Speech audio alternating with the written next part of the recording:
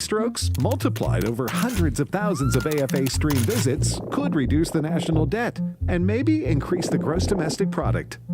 AFA Stream, formerly streaming.afa.net. Improvements to the economy are purely theoretical. Jenna Ellis in the morning on American Family Radio. I love talking about the things of God because of truth and the biblical worldview. The U.S. Constitution obligates our government to preserve and protect the rights that our founders recognize come from God, our Creator, not our government. I believe that Scripture in the Bible is very clear that God is the one that raised up each of you, and God has allowed us to be brought here to this specific moment in time. This is Jenna Ellis in the morning. Good morning. Good morning. It is Friday, November 22nd, and we are just a few weeks post-election and post the massive mandate that the American people gave to the Republicans and, of course, in particular, the Trump administration. And as we have seen this slurry of and just absolute rapid-fire pace of all of these nominees, we want to get to that a little bit later in the program. But first, one of the biggest clashes and really what the leftist media, of course, is panicking about is Trump's promise to deport millions of illegal immigrants, and not just violent criminals. Obviously, violent criminals need to go first, and in my view, at least, should have priority there. But anyone who has crossed the border illegally, if they don't otherwise qualify for amnesty, and of course, there are a lot of legal loopholes we could talk about. But by and large, it's just American law that if you are here illegally, then you should not be here. And so Donald Trump has promised that, and he has even said that he may engage the United States military to assist with deportation. So how exactly could all of this function? Well, joining us now to discuss is Nelson Bolito, who is the chairman of the Border Commerce and Security Council. So Nelson, let's start with just kind of this whole idea of mass deportations. How practically could Trump implement this starting on day one? Jenna, thanks for having me this morning. You know, really what's happening is there's been already a lot of planning behind the scenes in hopes that there is a Trump presidency, which, as we know, the American people gave a mandate just a couple of weeks ago that this is exactly what they wanted. And the other thing that I'll say is that Trump campaigned on this, right? So, as you said, the leftist media is panicking, but this was a campaign promise. People voted for him. Not only did he win the popular vote, but the Electoral College. So there's no going back that people are certainly not going to be surprised of what's happening, because this is something that's he's been talking about for months now, if not years. So you look at what's going to happen is the first thing you need to build some housing, right? Well, where do you put these people? Where do you put these people once they are captured? And how are they captured? Well, they're captured in county jails, which we know there's thousands of them in county jails being held right now throughout the United States. There's a criminal offense. Let's say you're a loud neighbor, and your neighbor calls you, and somebody appears at your house to check what's going on, and they ask for IDs and identification, and they find out that you're illegal. Chances are he'll be at that point arrested, taken down, and processed accordingly. So the first thing is you got to look at housing, and then once you look at housing, you say, okay, well, who's going to do this action? We have ICE, part of the Homeland Security investigations. We have Border Patrol. We have U.S. Customs. We have, obviously, National Guard when we talk about military. And actually, the military has been playing a border role already. There's almost 5,000 troops on the southern border facing the U.S.-Mexico border that's managed by Joint Task Force North out of El Paso, part of the United States Northern Command. And most of these are reservists or National Guards members, mostly National Guard members, that are put on the border to be able to play roles in a non-law enforcement capacity, meaning these people are doing some research, they're doing some intelligence, they're putting up fences, they're keeping a watch on the line, they're doing a lot of things so that the agents, the law enforcement individuals that are deputized to do that, like the state police, like the Border Patrol, like U.S. Customs and others, can actually be in the field doing their work and not being sitting there processing people. So you use the military to supplement a lot of these roles, and you train them so that the agents that need to be doing their job in the field can actually go out there instead of being out there babysitting in a particular holding facility or something like that. So those are some of the things that I see that I see happening right now, being planned each and every day, and locations. We even saw Texas just a day or two ago just say, hey, we have 14,000 acres in Starr County. Starr County is west of McAllen, Texas, for those that want to have where it's at. West, about 40 minutes from McAllen, a lot of rural area, and it happened to be an area that there was a lot of crossings traditionally through there over the last few years, a lot of contraband going through there, but there's land there, and there's plenty to build. So Texas has already said, hey, we got a place. We can house a major location right here. Let's see what happens. I know from what I understand, some of the borders are, Tom Homan and some others may be coming down to the border in the next few days to look at that and other things and have discussions with the state of Texas. I don't know where the main staging areas are going to be. I've heard there's going to be various camps throughout the country, maybe perhaps one per FEMA region would be perhaps a good idea.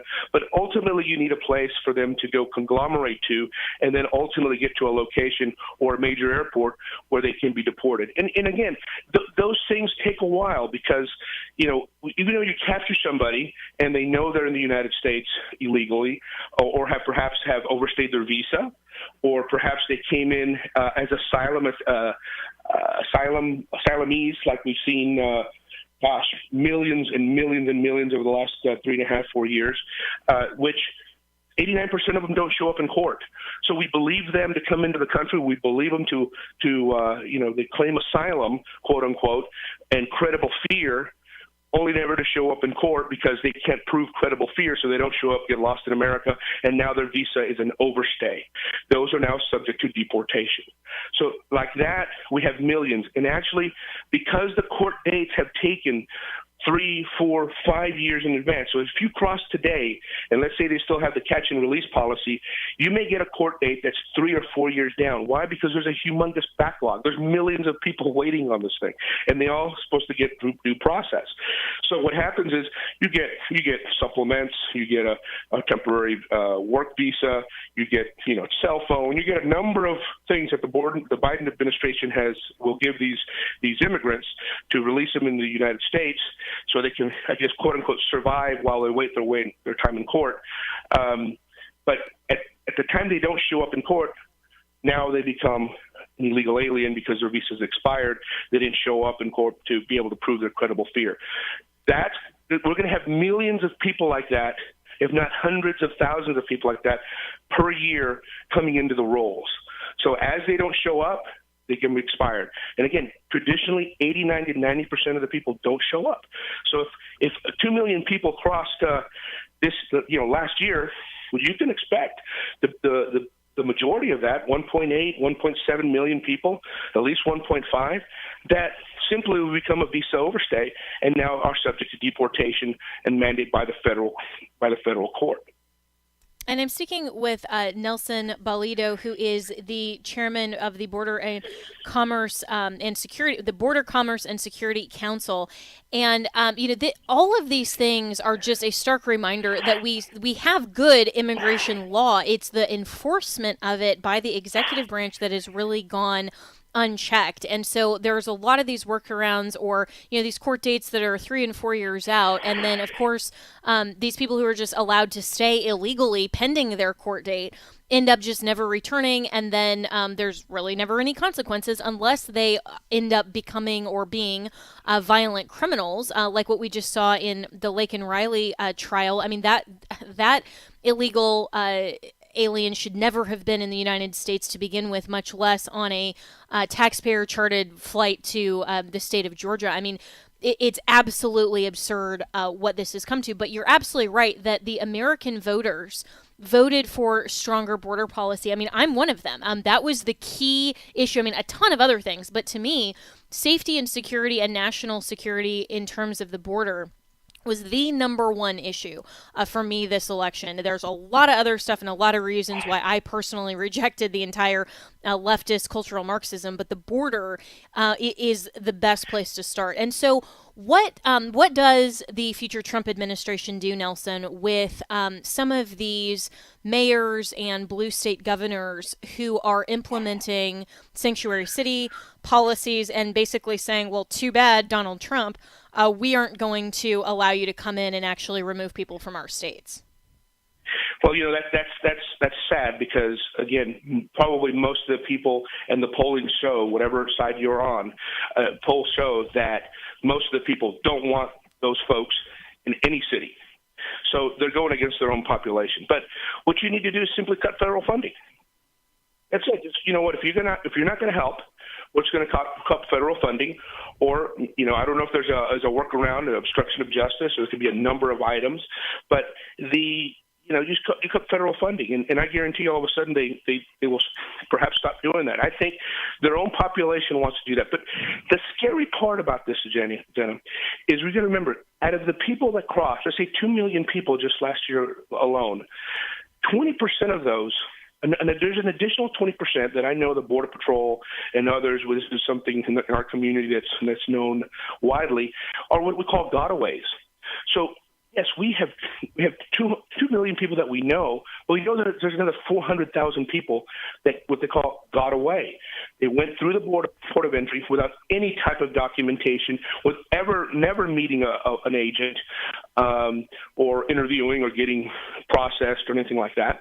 And those are the scary ones. Those are some of the folks that you see that Tren Daragua, the TDA gangs that you see, these Venezuelan gangs, which is not just Venezuelan. They're as they come up through the channel, they're recruiting Colombians, Haitians, Nicaraguans, and others. Yeah, they're based as Venezuelan gangs, but that's what happens is they come in and they start taking over. And I kid you not, they are everywhere. The cartels, the organized crime is a border agnostic. It starts south of the border and very much south of the border, not just Mexico. That's just another transient location, but sure, they're very prominent there. And they go into the United States. So the crime will continue unless these mayors and these other folks get on board, and I don't think their population wants that. And I think that needs to be pointed out, needs to be highlighted. I know Los Angeles, I believe just 2 days ago, voted as one of the first sanctuary cities. Well, they got so many problems of their own with homelessness and everything else, so they're just exasperating the problem. That's unfortunate, but again, I think you got to cut the power of the purse in many cases, and I think that starts pressuring them to do the right thing. But bottom line is these people are criminals and they're in jail for a reason, and they need to be taken care of. And many of them that violated their visa their visa mandate, that are now here illegally, even though we believe them when they came in, also have to be deported back, which takes a while. It has to be a lot of negotiation with the countries where they're going to be sending back. But the same way they put them on airplanes to come to this country, many of these, hundreds of thousands of them, the Nicaraguans, Cubans, Venezuelans, on these flights, like you said, tax-paid flights, they need to be sent back to the same location, express shipment. Yeah, I could not agree more. And you're absolutely right that even the citizens and the vast majority of them of even these blue states are not in lockstep and not approving of what their own governors and mayors are doing. I mean, I know people from my former home state of Colorado who in the Aurora area where you have this, the Venezuelan gangs that have come in. I mean, people in that area are not happy about it, and they're not happy that the Aurora Police Department isn't really authorizing their own police officers to do anything about this. They're not happy with the mayor of Aurora. There's a lot that's going on that even though, unfortunately, Colorado's basically become more or less a blue state now, maybe still tinging purple, that they're not in lockstep with what their own governors are doing. And so they need to listen to the voice of the people. But Nelson Bolito, really appreciate your insights, and we can only hope that Trump won't get bogged down in litigation and pushback from the left, and he'll actually get a lot of this border security done. Like I said, I think this is the number one issue that he has to address immediately for the safety and security of all Americans. We'll be right back with more here on Jenna Ellis in the Morning.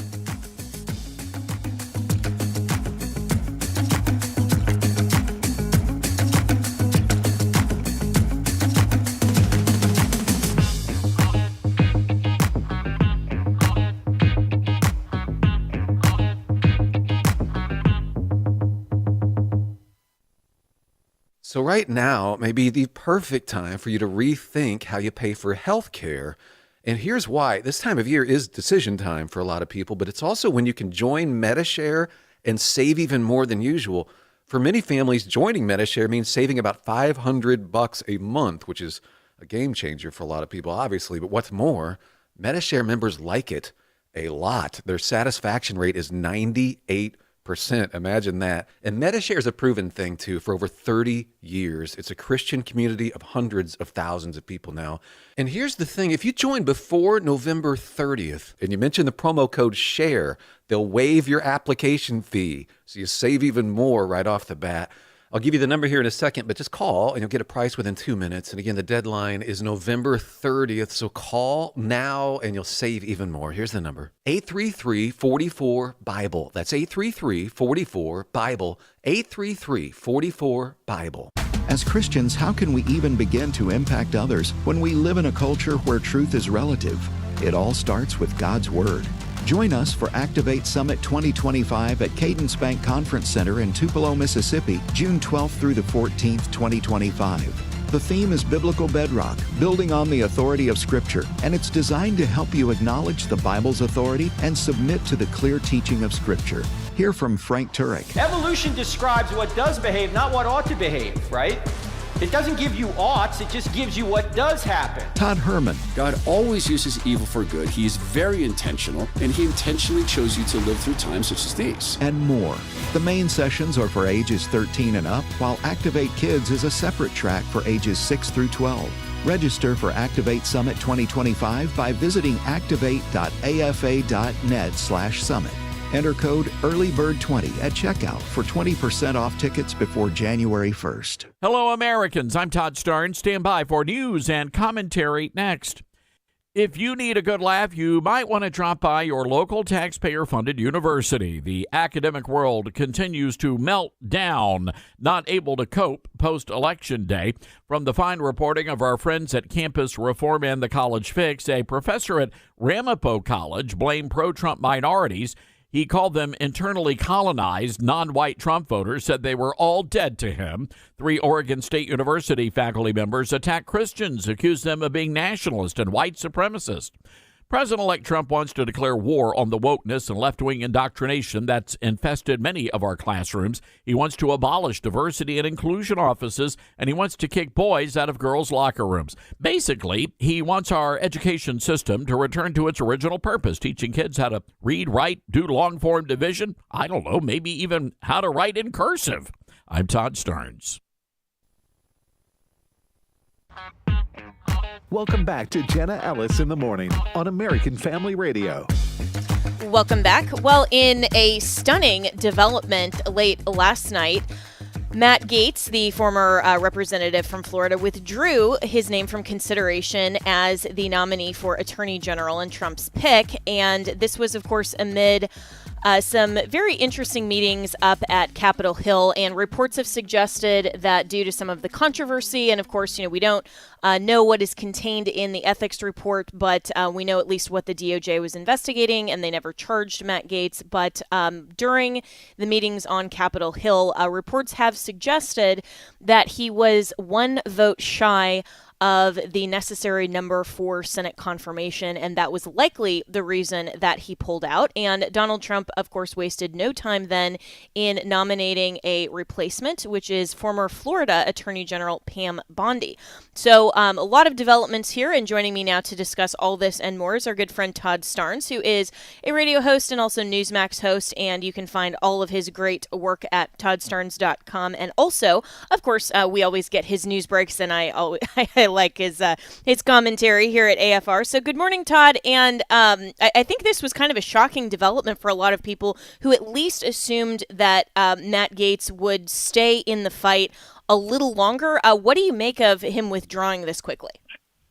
Hi, Jenna. Look, for me, this was not necessarily a head scratcher. And here's this is my working philosophy. This is my POV when it comes to Trump in this cabinet. He won a mandate. What he campaigned on, what he wants, he needs to get. So if Donald Trump wants Mickey Mouse for a cabinet position, he gets Mickey Mouse. No questions asked, because the guy's got a strategy. So there was ultimately, I think, a strategy behind all of this. Matt Gaetz is not very well liked on Capitol Hill by either side of the aisle. And even within the Republican circles, a lot of conservatives took issue with Matt Gaetz.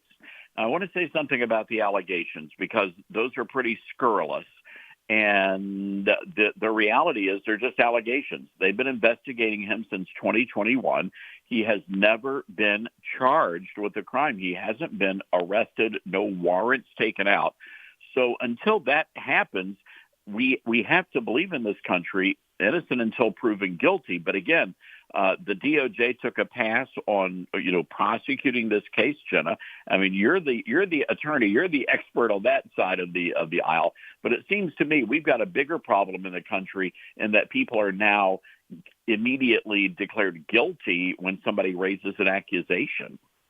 Yeah, I could not agree with that more. And that's also what's going on with current Secretary of Defense nominee Pete Hegseth, because there was an allegation back in, I think it was 2017, against him as well. And, no charges filed, nothing materialized. And yet that has become a major issue, not just on Capitol Hill, but also in the media. And of course, the media is trying to amplify this. And this is, I feel like the left is on purpose trying to use the same playbook that they hit Kavanaugh with. And they're trying to do that to undermine Trump's picks. And so this is not surprising for the left. They're going to try to use just allegations, bald allegations with no substance behind it, to try to take out picks that they don't prefer, like Matt Gaetz or Pete Hegseth. But the interesting thing to me was that these are 4 Republican senators that didn't back and support Matt Gaetz, and so he wasn't going to reach the threshold for confirmation. Is that something that Donald Trump needs to be concerned about? Because, I mean, we anticipate that from Democrats and from the left, but shouldn't Republicans at least go along with this country and innocent until proven guilty, and at least support Trump's picks? Well, they should, but they're not doing it. And the Republicans have a history of this.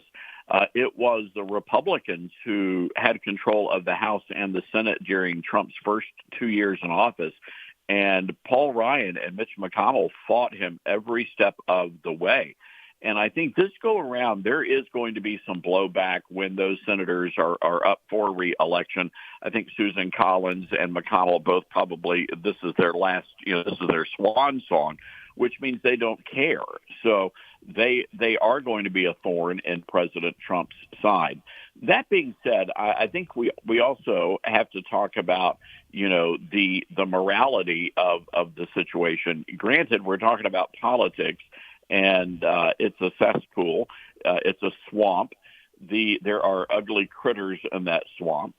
And I think that if you have been asked by the president to serve and you've got skeletons in your closet, you need to fess up immediately to the transition team so they can determine whether or not you're a salvageable nominee or not. Otherwise, you do great harm to the president-elect. And I think everybody, that's been nominated needs to do some soul searching. And quite frankly, I would recommend that Pete Hegseth and Matt Gaetz, no matter what they do next, my recommendation is maybe they should consider attending an American Family Association, family marriage seminar. Well, that's always good advice, regardless of whether you're a Trump nominee or not. All of us can use some wholesome family values, and hopefully we can infuse the dirty world of politics with some of that disinfectant. But yeah, this was really frustrating that it was Mitch McConnell along with 3 other senators, Murkowski, Collins, and Curtis, that were reportedly keeping Gaetz under the a 1 vote threshold for confirmation. And absolutely, the vetting team, I think you're absolutely right, needs to know if there's anything that is going to be in the way. I mean, the left is always going to try to use something, but obviously there are some issues that may become a bigger deal than others, and certainly the controversy surrounding Matt Gaetz was very widely known. I mean, that didn't come as a surprise to literally anybody in the media, any of us who are just spectators to all of this, or of course the transition team, and so. For Matt Gaetz, though, to withdraw this quickly, it had to have been such a hard no and no wiggle room to even hopefully convince one or more of the senators that were a no. And that, I think, is what surprised me the most, Todd Starnes, is that Matt Gaetz just, after kind of his first round of meetings said, okay, well, this isn't going to happen and I'm going to withdraw, rather than going forward with the confirmation hearing or trying to get one of the recess appointments that Trump has talked about and at least start to do the job and then maybe hand it off to somebody else. I mean, I think that quick of a retreat was a little bit surprising because it seemed like to a lot of people who were championing him as the selection that he kind of caved to the media pressure. What do you think that this was a wise move to say, listen, I'm a distraction now to the Trump transition, because clearly he was the most firebrand and controversial pick, but at the same time, this may have ultimately lost to the Trump transition team some political capital to say, listen, you better take whoever I pick, including Mickey Mouse, who, by the way, is from the state of Florida. He's moved. I know he's originally from California, but he's from the state of Florida, and Trump has been taking a lot of people from the state of Florida, so it could be Mickey Mouse pretty soon. Yeah. Very well. That's a great point. Look, the one thing that didn't make sense in all of this, they said, well, he didn't want to be a distraction. The day his name was announced as the nominee, he became a distraction. So I don't think that was getting any worse. I think it really did have to do with the Senate vote, and they knew ultimately they weren't going to get those numbers. Even Mark Wayne Mullen out of Oklahoma had been mentioned as a fifth senator, and there were others that were leaning that way. So it could have been a really embarrassing vote for the president-elect. So maybe that had something to do with it. Or maybe, just maybe, this is 4D chess, and President Trump is having a little bit of fun, maybe rooting out the rhinos. But again, as we move forward, and I know how my fellow Baptists, think on things like this, they need to understand that Washington, D.C. ain't Mayberry. Yeah, well said, and that's why I'm very glad to be out of D.C. and in the great state of Florida. It is really just a swamp out there. But let's talk about the new nominee. And so Donald Trump wasted no time in selecting a new attorney general nominee, which was not among the picks that had been floating and the names that had been floating around in the media. Pam Bondi, who, again, from the great state of Florida, she was a former attorney general here for 8 years, and she was also one of the lawyers on President Trump's first legal impeachment team. And and full disclosure, I've known Pam Bondi for years. Personally, I think she's a great person. I've known her since the Trump's administration through AFPI and some of the work that she did, and we did jointly on Women for Trump. I got to know her and worked with her on the first impeachment, of course, and she argued on the floor of the Senate, did a masterful job there. I think she is a brilliant choice. I think that she absolutely is qualified, and nobody from the left, like they said against Matt Gaetz, can impugn her experience. So why do you think she is the pick rather than some of these other names that had been floated, like an A.G. Bailey from Missouri, Ken Paxton from Texas, or some of these other names that had been floated? Well, it's interesting because Paxton would have been a great pick, but he does come with baggage. And I think, the president was very strategic here.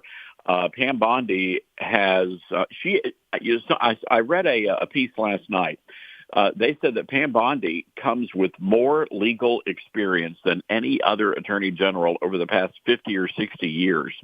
So she is a highly qualified candidate, and she's done a wonderful job. You know, Pam's been a good friend of my radio program. She's one of the regulars, and she's a fierce defender of the president. She's going to be a fierce defender of the law as well. And I think that she is going to be really tough in rooting out this lawfare that sort of infested the Justice Department.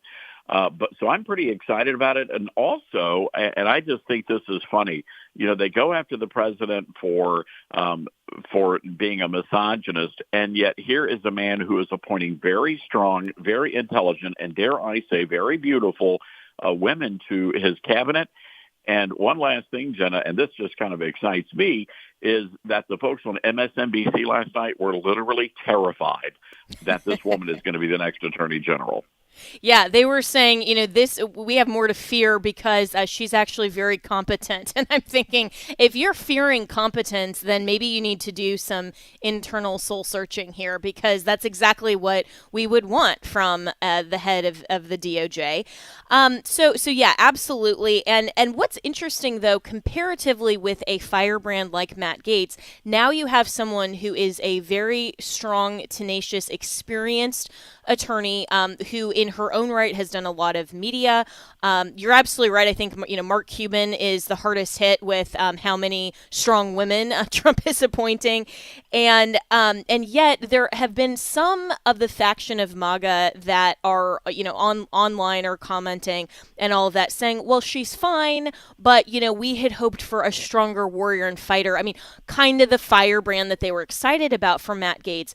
But I would caution people, and tell me if you agree with this, Todd, that you know, you don't have to be as bombastic as a Matt Gaetz and as much of a kind of bomb thrower to be that strong, tenacious warrior. And I just see a difference maybe in their fighting style, but I would certainly not ever say that Pam Bondi is less of a fighter or a strong pick for Donald Trump than a Matt Gaetz, because now there's this comparison. Yeah, no, I think that's a pretty fair assessment of it. And again, with someone like a Pam Bondi, she's going to get the job done, and she's going to be very effective at it. And of course, you know, we still don't have the FBI picked, and that could, you know, that's going to be a very important role. So let's see how this plays out. Again, whoever President Trump wants, the president should get. It doesn't matter if I like the person or not. The president has a plan. And again, these are not your traditional cabinet picks, Jenna, and people need to understand that. You know, in a lot of administrations, you have cabinet members that are going in and maybe creating their own ideology within the departments. That's not what this is. Every person Trump is picking is a disruptor. So they are going into, for example, the Department of Education, not with their agenda, but with Donald Trump's agenda. So that's why this is all very different. We've never seen anything like this in modern American politics, and it's really going to be fascinating to watch all this play out.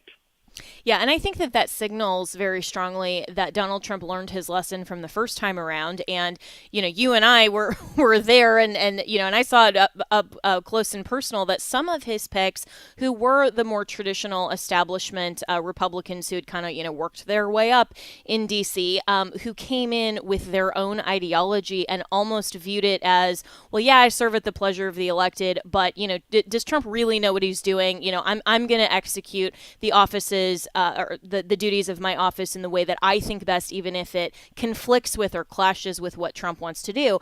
And that ultimately, I think, hurt him and caused a lot of not only distractions, but tension and clash. And he didn't get as much done in the first term, where this second round of selections, I think, has had that one common thread, that it's everybody who is very dedicated to his America First agenda. And you want that as basically a coalition of your cabinet and your executive. So it'll be really interesting to see, and we still have more cabinet picks to go and the confirmation hearings, whether or not there will be recess appointments and all of that. But I've also been asked over, you know, the last 12 hours or so, quite frequently, what happens to Matt Gaetz now? So interestingly, he did resign his current House seat. He did include in his letter that he doesn't intend to take the oath of office for the 119th Congress that starts in January, whether or not he could still go back and assume the office that he was elected to. I haven't really seen a very clear answer on that. Obviously, if there was a special election called, he could run in that. But there has been some speculation that he might be appointed either to the Senate from Florida in Rubio's vacated seat. I don't see that really as a possibility. Todd Starnes, I don't see Governor DeSantis choosing a Matt Gaetz over, some of the other potential options. But do you see him possibly going in to the administration in a different role that doesn't require Senate confirmation? Possibly. That is going to be an interesting development because he could go back to Congress. He could be sworn in. So he's without a job, period. But he did win his seat for the next Congress. But if he does, then the ethics investigation gets, relaunches. So that he's going to have to deal with that. And I'm not sure he wants to do that, but maybe he does because, quite frankly, they're leaking all of the juicy parts of that to the media. So it's really up to Matt Gaetz. I mean, he could go back to Congress, or there could be another role, an appointment that doesn't require Senate confirmation, where he could serve in the administration as well. But the other part of it is this, and I hesitate to bring this up, Jenna, but the fact is that Trump could have been doing everybody a favor by basically sidelining Matt Gaetz for the next couple of years. Yeah, that's definitely one of the possibilities that a lot of people have been speculating, especially because Gaetz did resign so quickly before he was confirmed. I mean, obviously, like Marco Rubio, for example, hasn't resigned his Senate seat, and because of the ethics report and some of that controversy, that's where I think there may be some substance to that speculation. So we'll see how that goes. But in the last 2 minutes I have with you, Todd Starnes, and I really appreciate your time today because there's so much to talk about with all of these things. I want to get your take on this whole Capitol Hill bathroom controversy. I mean, this has been an issue that has, is decades old, and we all remember boycotting Target about 10 years ago over the same issue. And now suddenly, because Delaware decided to send a man in a dress to Capitol Hill, now all of the sudden, we have to just say, well, of course, men shouldn't go into women's bathrooms. This shouldn't really be this big of a controversy. But where I see this as an issue is because the GOP has not stood strongly enough on the issue overall of human sexuality. And so when we're trying to draw a bright line to say, okay, well, transgenderism is too far, but, we'll accept gay marriage, we'll accept, some of these other, we'll accept, abortion up until, whatever week, or we'll be squidgy on it, then it's much more difficult to defend our position now. How do you see it? Yeah, look, I mean, I'm glad that everybody's fired up over this bathroom situation. My concern is, why haven't they been fired up over the bathroom situation for middle school girls and high school girls? And I think we need to be just as ferocious in defending these young girls on their athletic teams and their locker rooms. I was a little surprised by Speaker Johnson's original statement, where he actually took a pass. And I want to explain more. I know that he came back and he qualified his comments, and he actually got around to saying what he should have said in the first place, Jenna. But what concerns me is that's going to be his way of addressing the controversial issues. His first thought is not to speak truth to the culture. His first thought is to play nice, and we really do not need that in a leadership position, especially as Speaker of the House. And to be perfectly honest, when I heard him say what he said originally, I thought to myself, oh my goodness, did Mike Pence write that speech for him? That's just really way off the mark. So I'm glad that he circled back around to it, But I think the speaker somebody needs to have a conversation. We need to send Walker Wildman up to Capitol Hill, and Walker can say, "Mr. Speaker, let's give you a tutorial." I'm volunteering Walker. Okay, well, I'll volunteer Walker for the speaker's comms director, policy advisor, and maybe a few other things. Yeah, because you're absolutely right. I mean, that should not have been a question that took him that much off guard. I mean, and again, I'm very glad that, and you're right, that he went back and said, listen, let me reiterate my position, and he came out more strongly, and then of course with his statement.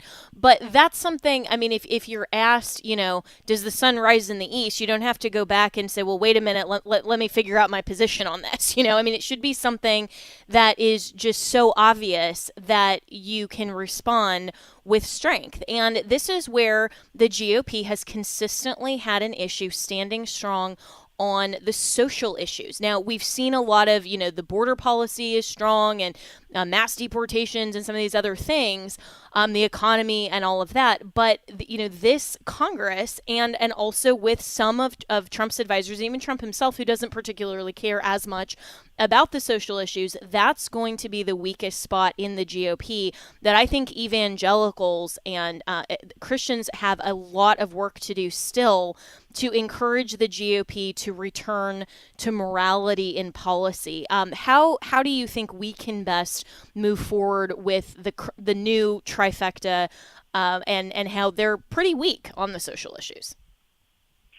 Well, they are, and I think it's going to be incumbent upon those of us, that have the ear of the administration to remind them that it was evangelical Christians who came out in record numbers. And I talked about this yesterday on my Newsmax TV show. We had Timothy Head from Faith and Family Coalition. I mean, there are record numbers of evangelicals who gave Trump that victory. So we did our part this go around, and I think that I do think the president is going to be friendly to a lot of the issues that we are concerned about. I would say I'm concerned about RFK Jr., but he's sort of the wild card. I don't think he's going to be as much of a threat as a lot of the pro-life community thinks, but it is a concern. I absolutely understand why people are concerned about that. And most importantly, we have to pray. And, I was one of these weird ducks through the entire campaign season. I was very hopeful and pretty encouraged through the entire process because it really doesn't matter. The outcome doesn't really matter from a spiritual perspective. We're going to live our lives the way we live our lives. And, would it have been difficult? Absolutely. But the reality is that God is ultimately in control, and we have to claim our peace and our hope in that.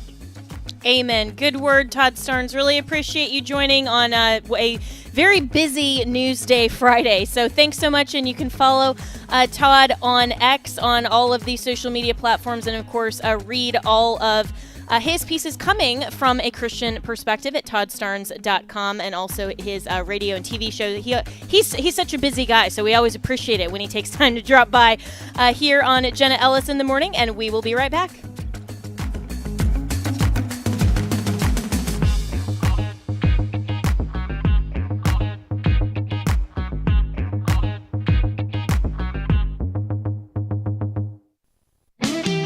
I'm not trying to be foolish, and I'm not trying to say that nice things don't matter.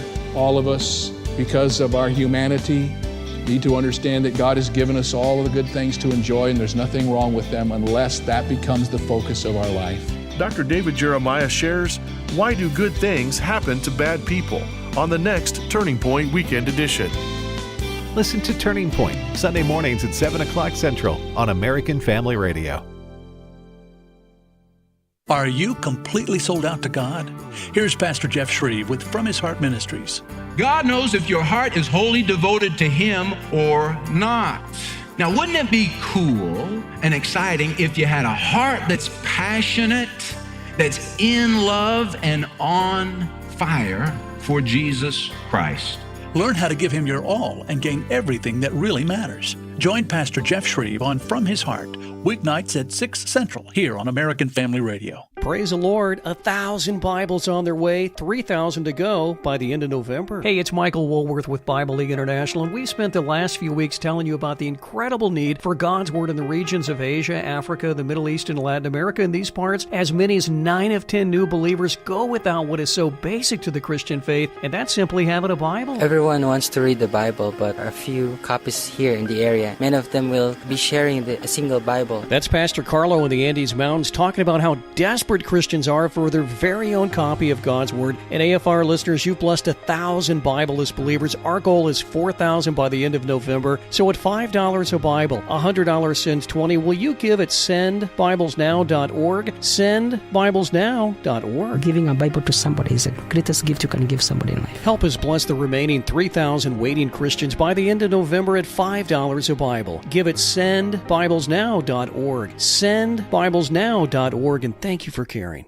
My name is Isabella, and I received my Operation Christmas Child shoebox shortly after the fall of the communist regime in Romania. During this difficult time in my life, this shoebox was a splash of color in my black and white world. You can make a difference in the life of a child by packing a shoebox through Operation Christmas Child. To learn more or to pack a shoebox gift online, visit SamaritanSpurs.org/OCC. That's SamaritanSpurs.org/OCC.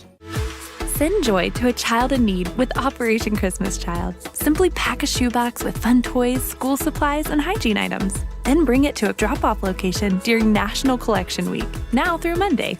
You can also build a shoebox online. The best part is the good news of Jesus Christ is shared alongside your gift, and each child is given the opportunity to participate in a life-changing discipleship program. Visit SamaritanSpurs.org/OCC to learn more. Speaking truth with love. This is Jenna Ellis in the morning.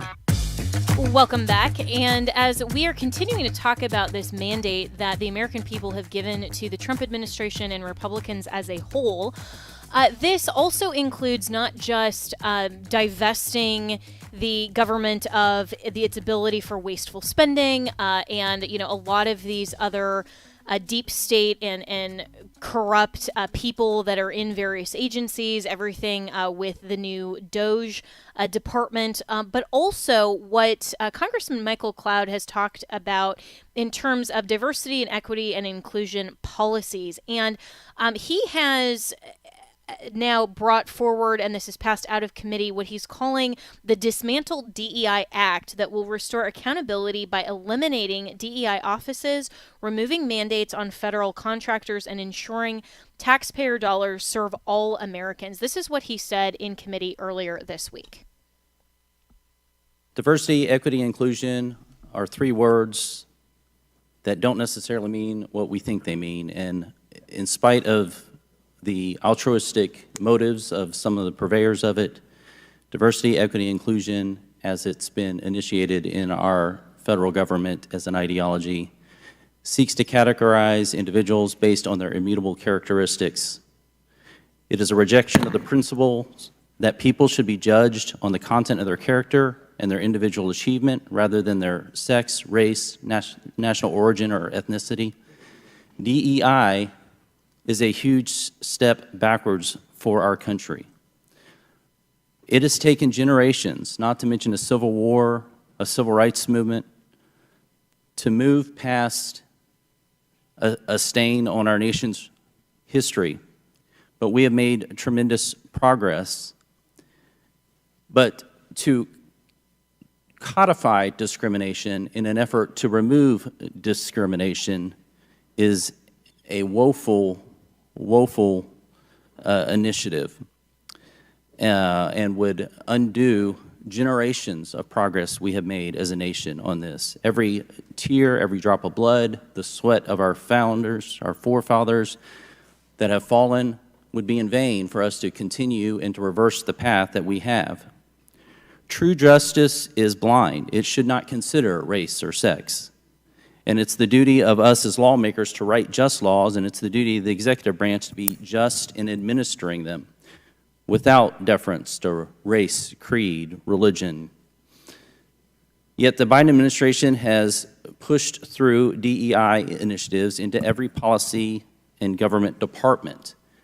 What this bill seeks to do is really three things. It seeks to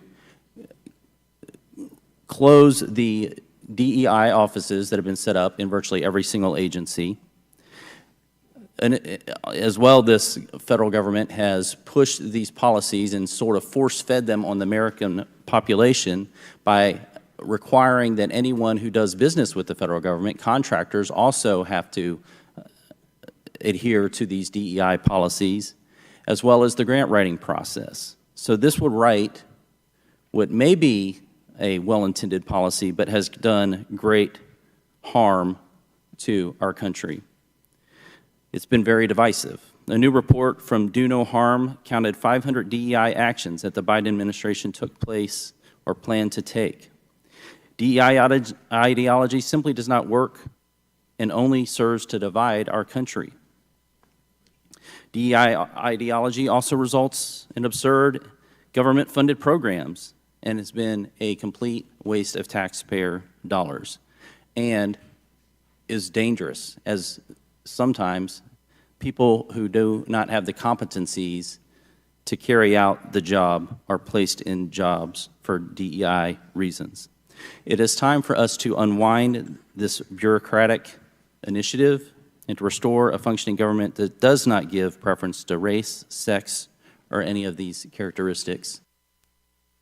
So that was Congressman Michael Cloud in Congress earlier this week, and he's absolutely right that what DEI has become is not just trying to push for so-called equity across the board, which is to not discriminate against certain minorities or discriminate between the genders, but really what it has effectively done is codify discrimination against mainly conservatives, Christians, Trump supporters for our worldviews, our political viewpoints, our faith, and all of these things that we have seen from an absurdly weaponized government over the last 4 years. And so to dismantle all of these DEI policies goes well beyond just a de-weaponization of the federal government, but also to drastically reduce all of the things that our taxpayer dollars are going to fund. And so Congressman Cloud is actually joining me today on the podcast. And so we will release the latest episode of On Demand with Jenna Ellis at afr.net. It's an AFR online exclusive. And we do a deep dive into this and where the spending is actually taking place. And I have to tell you, I was blown away by what the congressman revealed to me on this podcast. So for example, just to give you one prominent thing that was utterly preposterous. Did you know that our taxpayer dollars are going to fund drag shows in Bolivia? I mean, it's insane. And this is, of course, not a line item that says, drag shows over in foreign countries, but rather, humanitarian aid and projects funding the arts and all of these other things that seem very innocuous as a line item. But when you actually look at where the money is being spent and what it is being spent on, we are sending taxpayer dollars from Christian conservatives like you and me. Our taxpayer dollars are going to fund cultural Marxism, the LGBTQ agenda, under the auspices of humanitarian aid. That has got to stop. Not only is this a total waste of funds, but it absolutely contravenes any actual legitimate mandate for tax and spend. There is nothing that I voted on or that my members of Congress voted on, at least openly, to spend these kind of line items. And so to defund this type of spending absolutely has to be addressed. And so you are not going to want to miss the interview with Congressman Michael Cloud on demand on afr.net. That is going to be posted today. And we do this deep dive. It is shocking, and we need to demand that Congress takes action to reverse this reckless spending under the name of humanitarians. And what are we doing? Spreading democracy? That's what we're suggesting with these kind of expenditures? It's utterly absurd. I don't want my taxpayer dollars going toward it, and I hope that this new Republican trifecta gets to the bottom of it and will defund a lot of this utter nonsense. So you can find On Demand with Jenna Ellis at afr.net. You can always reach me and my team, Jenna, at afr.net.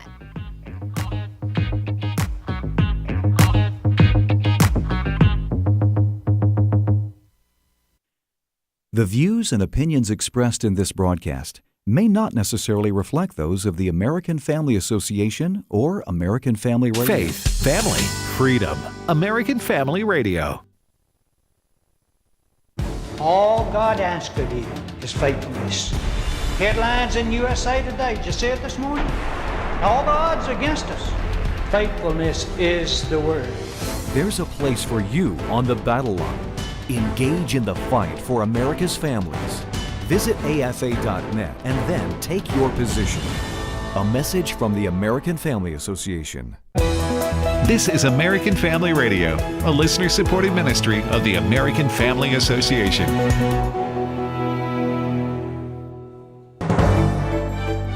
American Family News, I'm Rusty Pugh. Longtime Pennsylvania Democratic Senator Bob Casey conceded his 2024 bid for re-election. In making Republican David McCormick the official senator-elect in Pennsylvania, Bob Casey, in a video posted to social media, expressed his gratitude. Thank you for the trust you've placed in me for all these years. It's been the honor of my lifetime. The concession all but solidified a